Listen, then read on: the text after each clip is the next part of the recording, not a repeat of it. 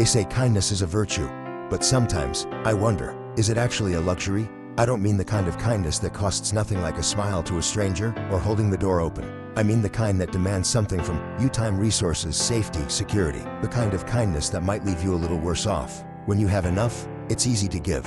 But when your own life is hanging by a thread, when the rent is due, when your stomach is empty, kindness starts to look like a coat you can't afford to wear. I remember a man I once knew. Let's call him Min. That Min was a street vendor, selling coffee from a tiny cart on the corner. His life was a careful balance: earn just enough to pay for the stall's rent, keep the coffee beans stocked, and feed his 2 children. One day, I saw a boy maybe 10 trying to steal bread from the shop across the street. The owner caught him, furious.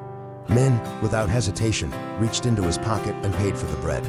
Later, I asked him why. He smiled one of those tired smiles people wear when they've had to make peace with life's unfairness.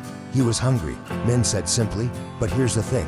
Min didn't have money to spare. That night, his own dinner was just a bowl of plain rice. Transition, exploring the contradiction. It's moments like that which make me question this idea we carry that morality is free, that virtue belongs equally to everyone. Because if you think about it, morality often demands sacrifice, and sacrifice is easier when you have something to give. It's easy to donate when your bank account is full, easy to forgive when you're not the one who's been deeply wronged, easy to be patient when you're not rushing between 2 jobs, just to keep the lights on. When the weight of survival is pressing on your chest, it's not that you don't want to be kind, it's that kindness sometimes costs more than you can pay. I've seen this in small ways.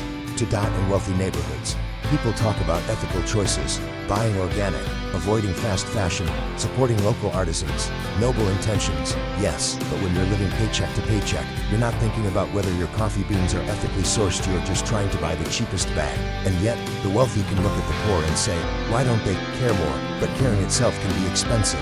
It reminds me of an old saying, only the well-fed can afford to talk about fasting.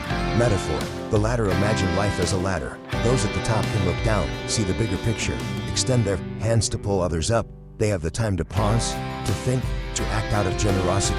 Those at the bottom, their view is the next rung. Their energy is spent clinging to it, just trying not to fall. And when you're barely holding on, it's not that you forget about others, it's that you're too exhausted to do anything about it. History shows us the same truth. Many of the great philanthropists we admire, Carnegie, Rockefeller, Gates, did not start their acts of generosity until after they had secured unimaginable wealth. It's not that they were immoral before, but survival, ambition, and accumulation often take precedence until the foundation beneath you feels unshakable.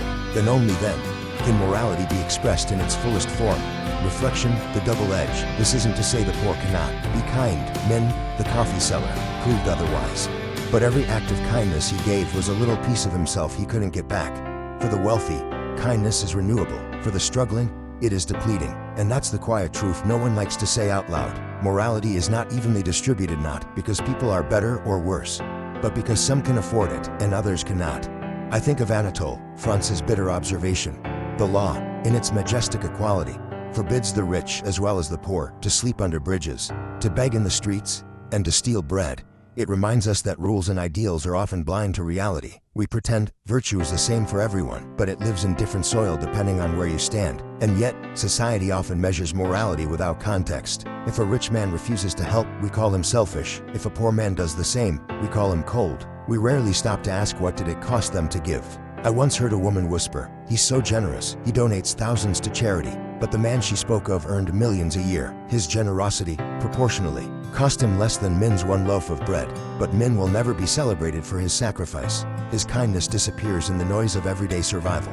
So perhaps kindness is not simply a virtue. Perhaps it is also a form of wealth measured not just in money, but in time, in security, and the freedom to care without endangering yourself. If that's true, then maybe the question isn't why aren't more people good, but rather who can afford to be. And in asking that question, we might discover something uncomfortable, that the moral high ground often stands on a foundation of privilege. But I wonder, if one day survival was no longer a daily battle for anyone, if no one feared hunger, eviction, or illness, would kindness finally be free for everyone? Or would we still find ways to make it a luxury?